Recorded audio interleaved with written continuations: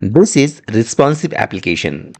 If I will go and I will open this application into the mobile, you can see it is working as expected. If I want, I can open this navigation and I will click on the product. You can see my product screen is going to be open, and this is completely responsive application.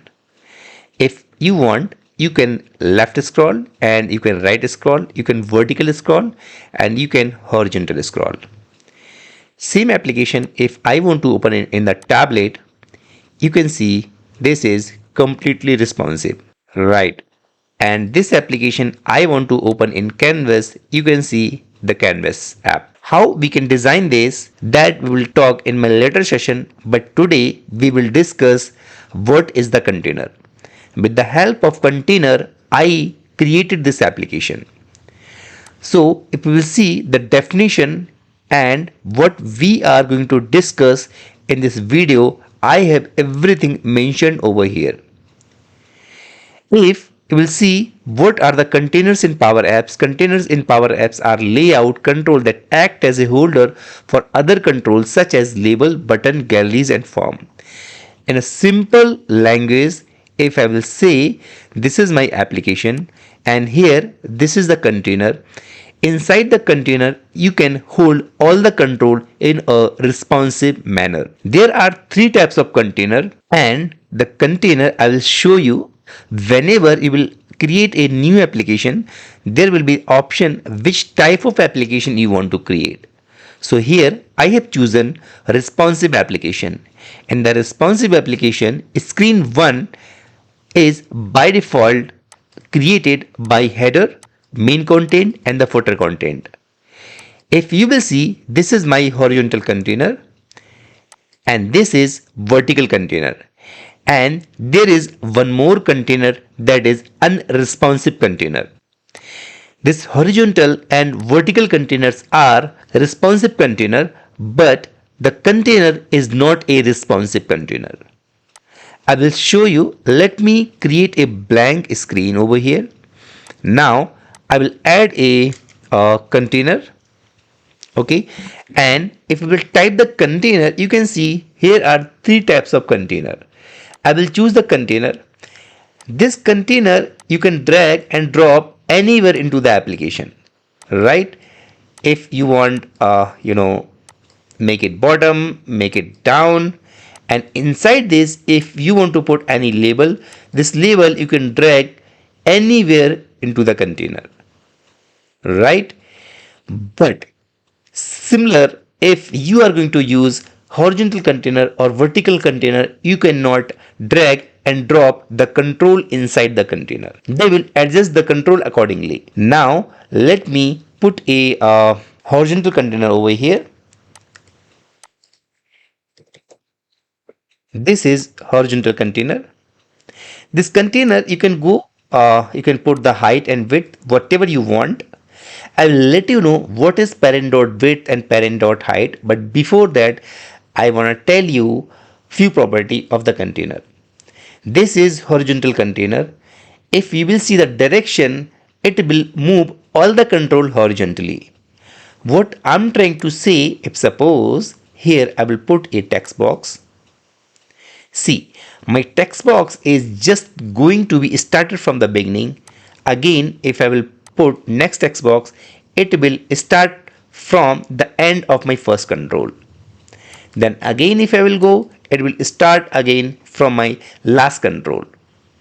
Why it is doing this? If you will see here, this is horizontal container and this is going to flow my controls horizontally. Now, if suppose these all three controls I will select and I will say flexible width. Whenever I will go for flexible width, they will occupy my complete width of the container. They will divide the width each other, whatever width is there. If suppose parent width is 1000 or 12,000, 1200, whenever I will put three controls inside the container, they will divide 12 divided by 3. So each control will take 400 width. If you want to drag this control anywhere into the container, you cannot do that. They are fixing the width accordingly and the position of the control accordingly. If I will go into the container, you can see justify horizontally. What do you mean by that? If you will see like horizontally, if you want to justify, then if you will make it a center, what it will do, suppose this container, I'm not going for a flexible width.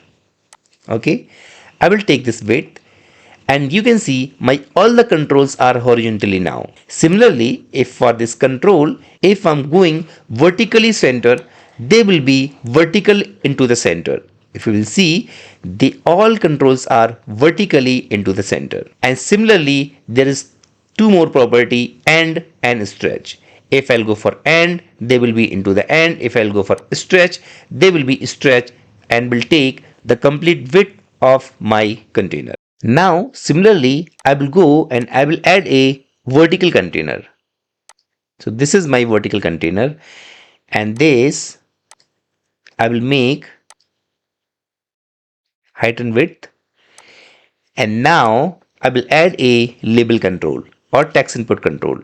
So whenever I will add a text input control, this will be flow vertically. See here. See here. Everything is going to be flow vertically. If you want, you can make it horizontally and you can go for vertically, right? And similarly, if you will go here and make it flexible height or flexible width, this will go, this will occupy the height accordingly.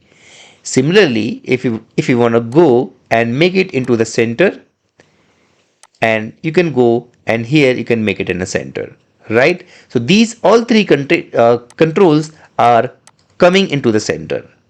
So means whenever you need to flow your data vertically, you need to use the vertical container, or whenever you want to flow your data horizontally, use the horizontal container. Now if you will see, x equals to 40, y equals to 40, x will be from where my container is going to be started. If suppose I'll make it a 0, my container will start from the 0. Let me put it 0. See, my container is going to be started from the beginning. If I'll make it y equals to 0, my container from the top is going to be started from the beginning. Now width, parent dot width. What do you mean by parent dot width? Whatever width of my app, that it will occupy the complete width of the application. If suppose my application is going to be open into the mobile, it will occupy the mobile size accordingly with a tablet or with a laptop. If suppose I'll go for height, parent dot height, it will occupy all the height of my application. Right. Now, if I will take a scenario that I want to divide my page look like this.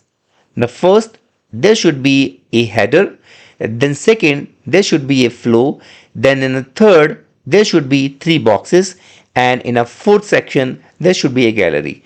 How you will do that? So let me show you what I will do. I will remove this and remove this. So see here, we are going to flow vertically first, right? First section, second section, third section and fourth section. This page we are going to divide. So here we are going to move vertically, correct? Now inside that we have to put 4 containers. So let me put 4 containers over here. You can put directly horizontal or vertical container, but I will prefer container. Why? Because I will show you, if you want to provide any kind of width or height from the beginning and from the top, you can provide that easily. So this is the container. First I will copy and then paste second container, then third container, and then fourth container, right? So fourth, 1 2 3 4.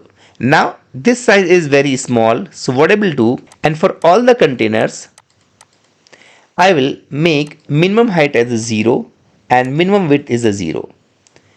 This will be flexible height. I have to again go for 4, then 3, then 2, and then 1. Inside this, we can add a header control. So see here, we are not getting the header. For that, you'll have to go in a setting, and inside the update, go in modern control and theme, make it on. Now you will get all the modern control. So this is my header. I have put it the header. Inside the header, you can provide the name, whatever name you want to provide, and make it into the center. You can create the logo as well, and your picture is coming. Inside this container, you can see you are getting this gallery. So what you will do, you will add a gallery control, and this will be your horizontal gallery, right? Because you are getting the data horizontally, correct?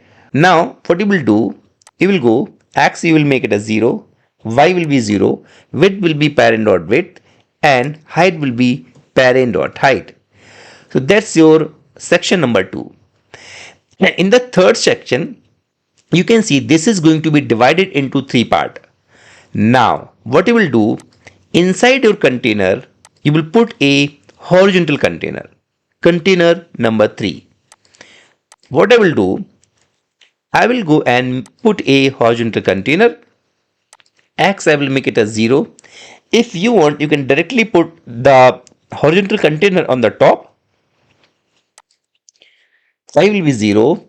Width will be parent dot width. Height will be parent dot height.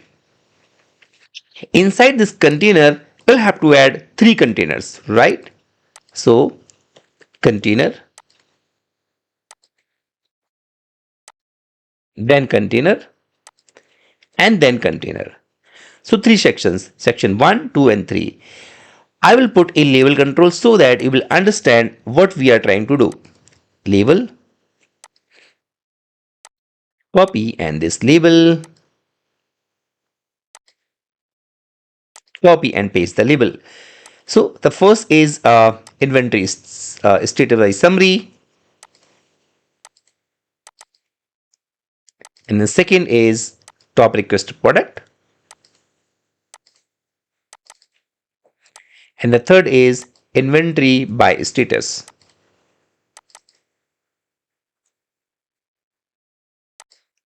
Right. 3 sections we have created. Now in the bottom we having 4 sections, but before this 4 sections we having this container, and that container is holding a header. Inside this container I will add 2 containers. So this will be my vertical container. This will be x equals to 0, y will be 0, width will be parent dot width, and height will be parent dot height. Now see what I will do. I will add again a horizontal container, and then second container will be a gallery control, and this will be vertical gallery. Right. This container, this gallery, if you want minimum height, you can make it a 0, and minimum width you can make it a 0, and for this also minimum height 0 and minimum width is 0. This we can gallery we can make it a 4, and this will be our header. Inside the header, what I will do, I will add a label control. Okay, and I will add further labels. Copy and paste all the labels. See label 2, label 3, label 4, label 5. I can add more labels whatever I want.